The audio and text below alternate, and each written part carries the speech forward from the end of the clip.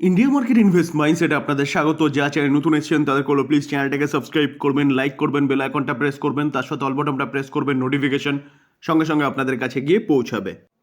Quarter 3 রেজাল্টের season চলছে, তো প্রতিদিন কিন্তু অনেকগুলো কোম্পানির কোয়ার্টার 3 রেজাল্ট ডিক্লেয়ার করছে। তো চলুন যতগুলো সম্ভব ততগুলো কোয়ার্টার 3 রেজাল্ট দেখার চেষ্টা করি। সুজলন এনার্জি পাওয়ার সেগমেন্টে কোম্পানিটা কিন্তু ভালো কাজ করছে, বিশেষ করে উইন্ড এনার্জির সেগমেন্টে। রিসেন্টলি মার্কেট পড়েছে, কোম্পানিটাও নিচে এসছে, দেখলে দেখা যাবে দেখুন লাস্ট 6 মাসে কোম্পানিটা 22% মতন পড়েছে, এবং এক বছরে দেখলে দেখা যাবে এক বছর আগে যারা ইনভেস্টমেন্ট করেছিল তারা এখনও 16% মতন প্রফিটে রয়েছে। কোম্পানিটা হাই মেরেছিল 86, সেখান থেকে কিন্তু ম্যাসিভ ডিসকাউন্টে চলছে।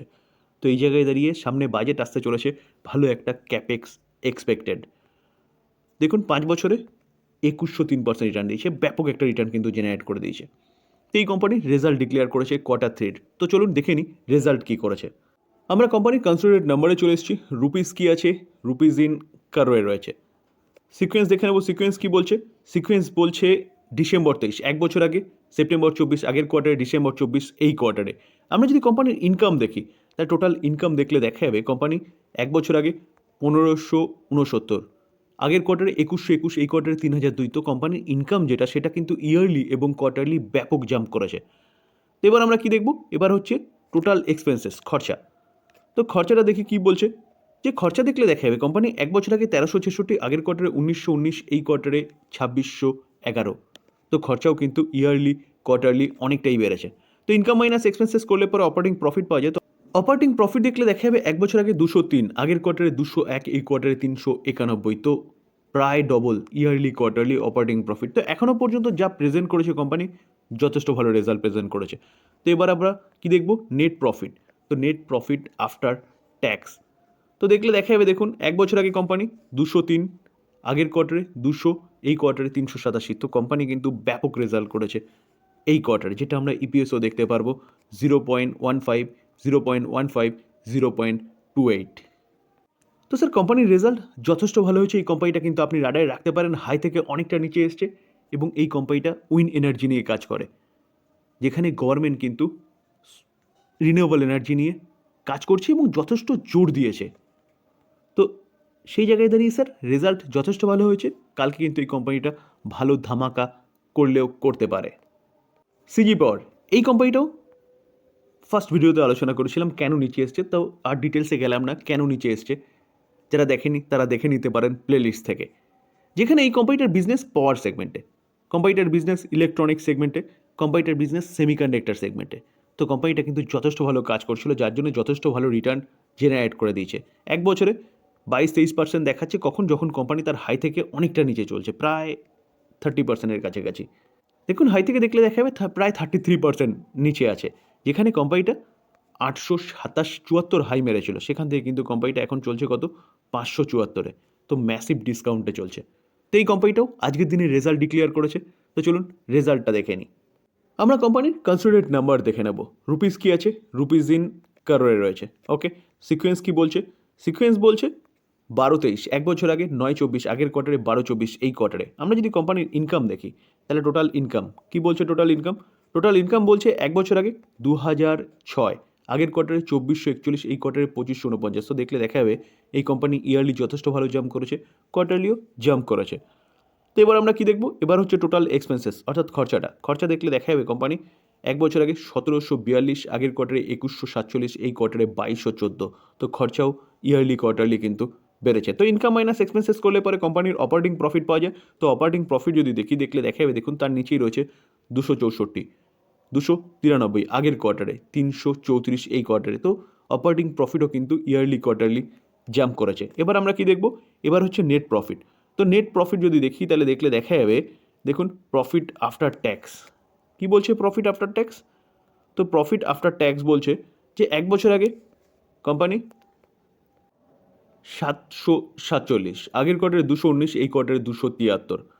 তো হঠাৎ করে নেট প্রফিট যেটা সেটা এতটা বেড়ে গেল কেন, যেখানে আমরা অপারেটিং প্রফিট দেখছিলাম কত, অপারেটিং প্রফিট দেখছিলাম 264, যেটা এক বছর আগে, আগের কোয়ার্টারে 293, এই কোয়ার্টারে 334। তো এটা অ্যাডজাস্ট হয়ে এসছে কত, এসছে 237 এবং 219। কিন্তু এটা কি করে বাড়লো, বাড়ার পিছনে যদি কারণ দেখেন তাহলে দেখতে পারবেন যে কোম্পানিটার 551 কারোর একটা অ্যাডজাস্টমেন্ট হয়েছে। কিসের অ্যাডজাস্টমেন্ট দেখলে দেখা যাবে, দেখুন profit from discounted operation before tax.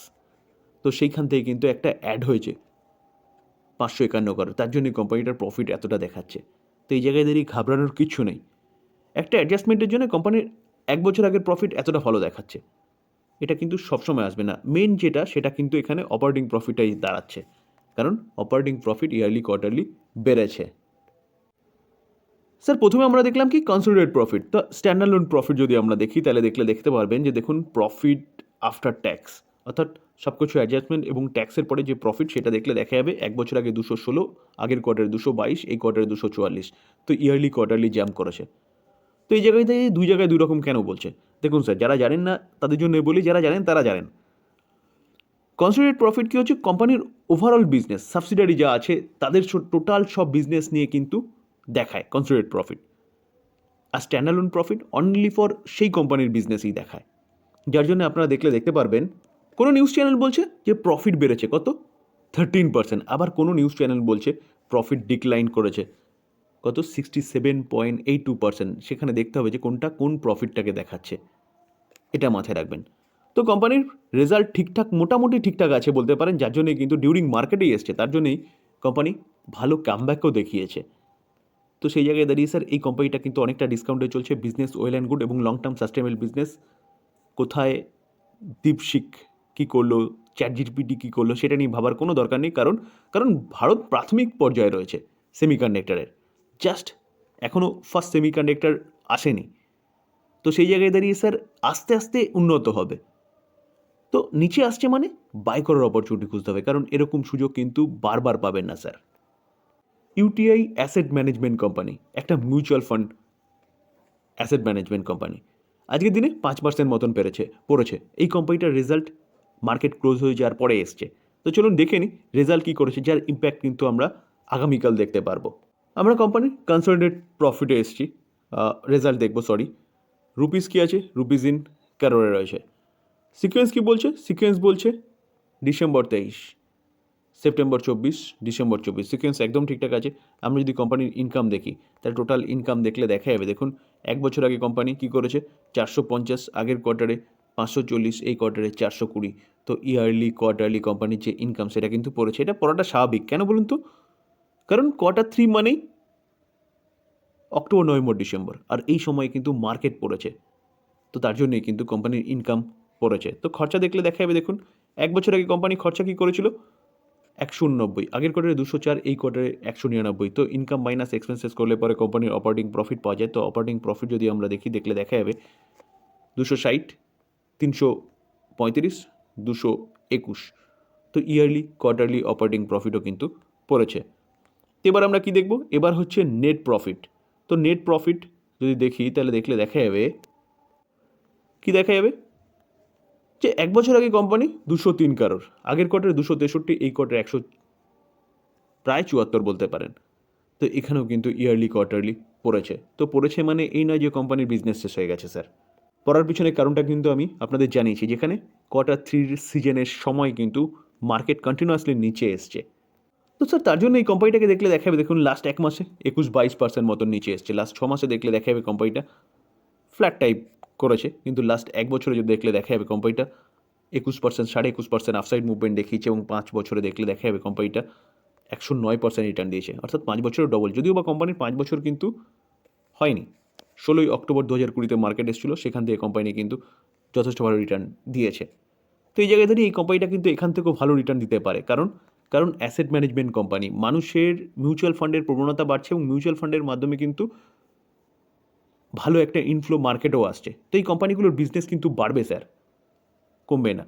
আস্তে আস্তে নিফটি যত ওপরে উঠবে তত কিন্তু এই কোম্পানিগুলোর বিজনেস বাড়তেই হবে, নাহলে নিফটি কিন্তু উঠতে পারবে না।